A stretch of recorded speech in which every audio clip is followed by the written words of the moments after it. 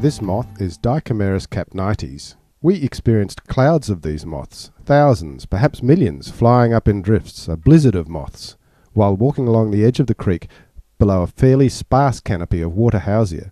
The website of Don Herbison Evans and Stella Crossley reports that the moths are noted for congregating in enormous numbers in some areas of southern Queensland, closely covering plant leaves like tiles on a roof.